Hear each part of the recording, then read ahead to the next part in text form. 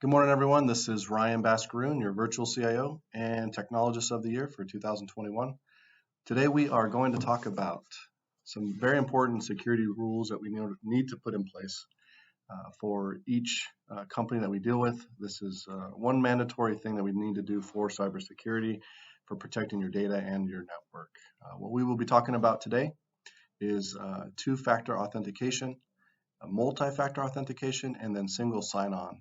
And today that is being presented by Pac States. And let's get into it. So just as we look at the slide that's going on here, we have some pretty important things that we all need to know. Now, I always say the people that are sitting in between the desk and the chair is the human firewall. They're the ones clicking on buttons. They're the ones that are clicking on links. They're the ones clicking on different ads and so on and so forth, invoices and opening things that they shouldn't be opening, or if they're second guessing what they're opening, then they need to really carefully look at what they're doing. So with that being said, people are the perimeter. Knowing that there's a long. With that being said, here's some key factors to stop with multi-factor authentication, two-factor authentication, single sign-on. I'll go through each one of those for you. So there is SMS ishing, which is basically they're going to send a text message to your phone with the Trojan horse. You're going to click on it. It's going to embed this Trojan horse into your phone and then start taking your data, bank accounts, whatever else is important to you, your contacts, stuff like that. Then there's also something that's pretty scary if you think about it. It's called the phantom fingerprint. A hacker can lift your fingerprints from your photos that were taken about 10 feet away. So there's a technology, it's NIF or NFC, excuse me, that allows for them to use specific tools that will be able to do that. Next would be security in a borderless world, right? There's even the stats say that 7 out of 15 fastest growing apps. This one particularly talks about Okta, which is one of the #1 security software or apps that you could use. It stores your passwords securely with another password in order for you to see what passwords go into your apps or goes into your email or logs you into your computer. So those are the tools that we would use, but some of the tools that we would recommend is Okta, LastPass. Some of the other tools that you could use to manage would be like JamF, which is an Apple product, KnowBe4, which is a company that does security training. So it trains your staff. You have DigiCert, you have Cisco Umbrella, Mimecast, Sophos, Cloudflare. These are all the tools that are out there that are trying to help prevent cyber crime. Real quick, when you look at data breaches, when credentials are either stolen or very weak, that's 81%. I couldn't tell you how many times I ran into a scenario where a client, it's like, yeah, here's my firewall. It's a wireless router that has some software on it that's supposed to be considered a firewall, and their password is still the same password, the word password. And anyone can do that because that's the standard password that they use for the manufacturer for you to change it. And so when they don't change it, I can go into your router, I can change certain things, I can open up ports, allows me to get into your network, and then make all sorts of havoc. So putting in these type of rules and regulations, even at home for your personal data, it's also key. That's why we use a two-factor authentication or a multi-factor authentication or even single sign-on to make it easier. 73% of passwords, well, everyone knows this. You guys do it all the time. I hear it every single day. Can I use the same password for my email? Can I use the same password that I use to log in? Can I use the same password for my bank account? I'm telling you guys right now, please do not duplicate your passwords. If I have passwords to your email or if I have passwords to your computer and you use that same password to your bank account, guess what I can do now? The criminal can get in there, they can get into your bank account and then transfer money out, take money out, and you're not going to be able to do anything about it because you're not going to know that you were hacked and your money is gone. You're going to say someone fraudulently got into your account. Well, how did they get into your account? Well, unfortunately, we neglected to change the password or even make it difficult for them to get into. So the longer the password is with characters, with uppercase and lowercase, with numbers in it, that makes it harder for their tools to crack your password. But if I have puppy123 or sunshine ABC1, I can easily crack that with the tools that are out there on either the dark web or training tools that you could use. This kind of scares me when you think about it. We're just touching base on the easy passwords. 17% of passwords were 1 through 6. That just blows my mind thinking about that in cybersecurity. It's just wild. So the important piece to know about all of this is 3.6 million. This was a couple of years ago. This is probably more up into double that by now. It's got to be at least 8 million in data breach costs that it cost a company to recover not only their data but their reputation. So it's important that we use the right security protocols in place. So let's get into two-factor authentication and the difference between these other multi-factor authentication tools.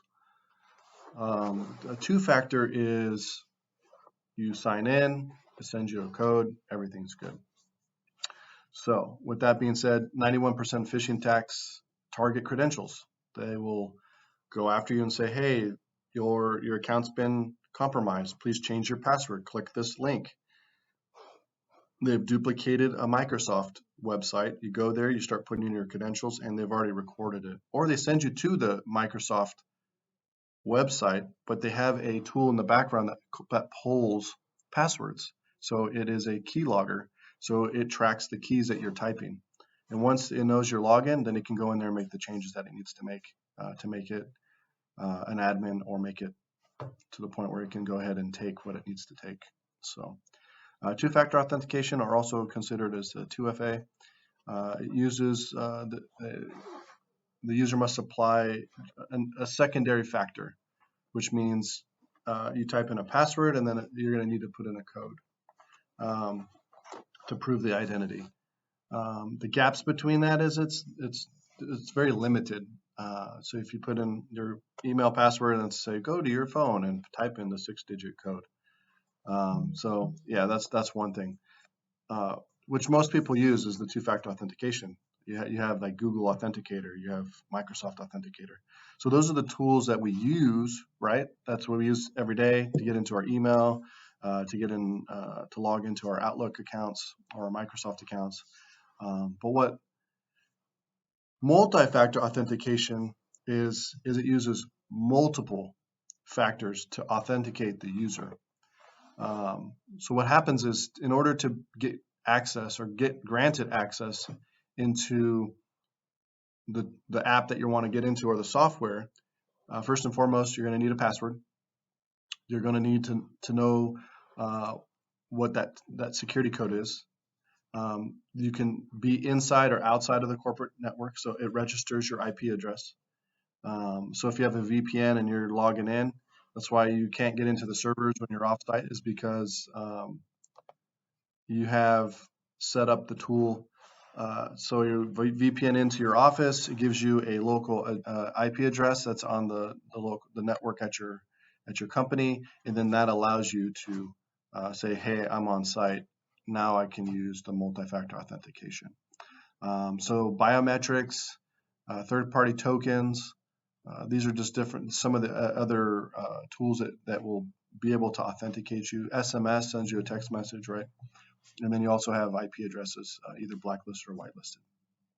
Now the potential gaps on that is that these are static rules. It's a big problem. So if I don't have a VPN and I need to get into a contract that's in my folder on my computer, I can't get to it without being on the network. So without using a virtual desktop or hypervision desktop, one of those desktops that allows me to get to my folders, but again, that's a secured connection. I wouldn't be able to get in with using a multi-factor authentication. I would have to use a two-factor authentication in order to get in. So that's kind of where the gaps are, potential gaps. But again, if you have a VPN, there shouldn't be any issues. So let's go to MFA Everywhere, kind of how this all, like what the picture looks like, so you can kind of see what's going on.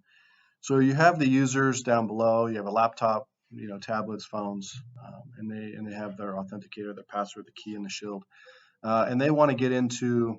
So if you want to see over here, log into the cloud platform and services up to the upper right-hand corner, they would need to go into that login. They put in their password, which is right here in the middle.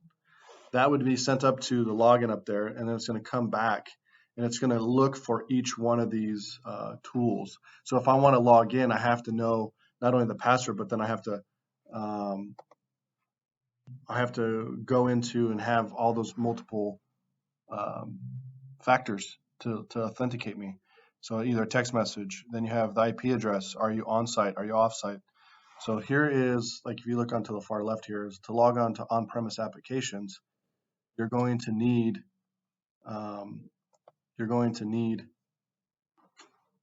to be on site to get to an on-premise unless you have a VPN, which is another factor, right? So here's the login to VPN. So you log into VPN, that allows you to log into your premise applications and then log into the servers. You go to log into your cloud platform, log into your SaaS applications, log into a shared resources. So again, you need to have this central piece to allow you into those tools or those software. So that's MFA Everywhere. Now, what single sign-on is, it's actually really neat. What it does is single sign-on basically has a back-end token that, like for instance, this Reich right here. What it does is it's saying, hey, we have tied in with Google and Microsoft Office. So if you log in, we will create a token in the background saying that we authorize you to use your company email and password, or your company ID and password to log into our software. So this all is on the back end, and how it works is, you can see it here in the diagram, is you would connect to your service provider. The service provider would go out and send authentication request to the identity provider, which is right here, number 3. That in essence will say, okay, yep, we have authorized him. So they'll send the authentication back to the service provider, and then it sends response. And then it says verify grant access down to 4. So it says, hey, yep, we verified everything is good. Go ahead. We sent the token. Token goes back. Now they're able to get into your device. That's what's really nice about single sign-on.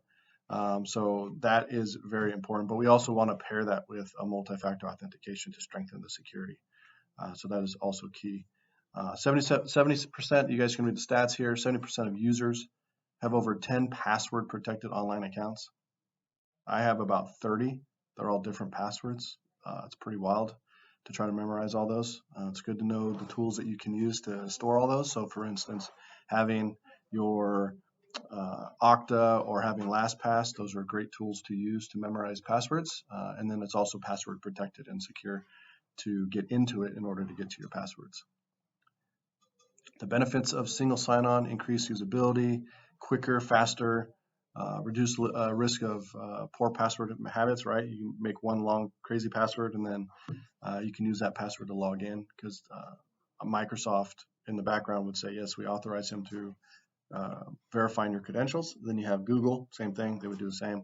They do use Facebook, they use some of the other social medias out there. I prefer not to have you use the Facebook or any other social medias to log into any of your business stuff. If you want to do it on personal, again, I still don't recommend using Facebook to authorize your social, any type of app that you want to get into. Use a Google or an Office.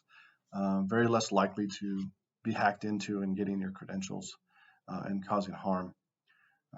Let's see here. As far as help desk support, oh my goodness, I couldn't tell you how many times I had to reset passwords because someone forgot and they're trying to get into their computer, or they're trying to log onto the desktop or their workstation or their email. or an app, and I have to reset their passwords on our end.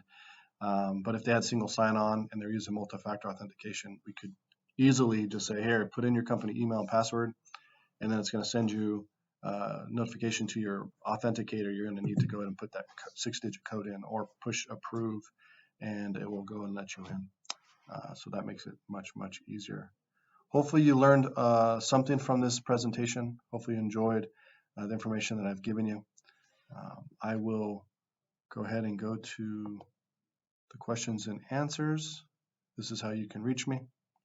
You can reach me at my phone number, 775-284-4127, or you can reach me at my email address, ryanbascaroon@packstatesnv.com. I appreciate the time that you guys taken to watch this presentation. Again, I'm truly honored to be able to do this and give you guys this information. If you need anything else, you know where to reach me. I thank you for your time, and you guys have a wonderful day.